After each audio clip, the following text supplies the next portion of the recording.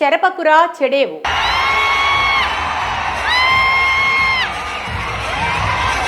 ఈ మాట తాజాగా జరిగిన ఏపీ ఎన్నికల్లో నంద్యాల ఎమ్మెల్యే వైసీపీ క్యాండిడేట్ కు మద్దతు తెలిపిన అల్లు అర్జున్ కి వర్తిస్తుందని మెగా అభిమానులు అల్లు అర్జున్ పై ఫైర్ అవుతున్నారు.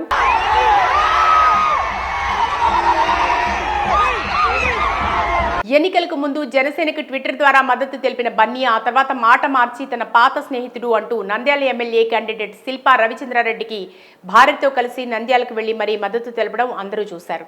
దాంతో మెగా బ్రదర్ నాగబాబు కూడా ట్విట్టర్లో తీవ్ర స్థాయిలో బన్నీ మనవాడు కాదు పగవాడు అంటూ విమర్శించారు.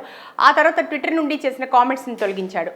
వారు అనుకున్నట్టుగానే తీరా ఎన్నికల ఫలితాలు వచ్చాక శిల్పా రవిచంద్రారెడ్డి ఘోరమైన ఓటమి చెందాడు. దీంతో పవన్ అభిమానులు మెగా ఫ్యాన్స్ ఫుల్ ఖుషి అవుతున్నారు.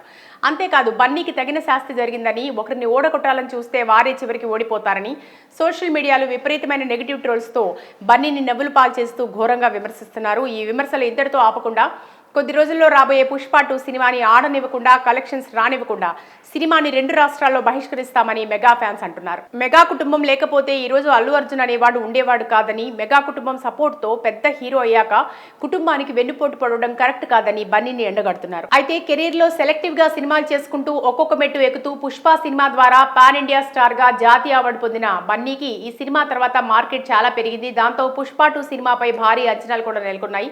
మరి ఈ సినిమా ఆగస్టు 15వ తేదీన విడుదలయ్యే ముందు అనవసరంగా రాజకీయాల్లో వేలు పెట్టి వైసీపీ అభ్యర్థికి మద్దతు ఇచ్చానని బన్నీ అనుకుంటున్నాడట.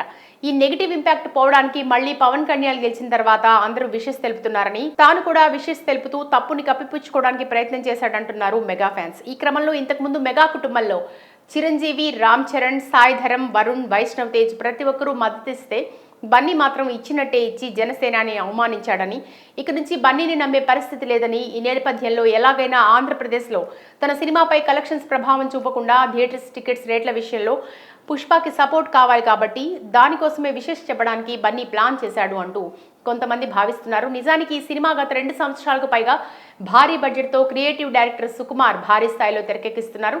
నిర్మాతలుగా మైత్రి మూవీ మేకర్స్ వ్యవహరిస్తున్నారు. సంగీత దర్శకుడిగా దేవిశ్రీ ప్రసాద్ బాణీలు సమకూర్చాడు. ఇక ఎలాగైనా ఈ సినిమాతో 1000 కోట్ల మార్కెట్ ని కొల్లగొట్టాలనే ఆలోచనలు కూడా ఉన్నారు.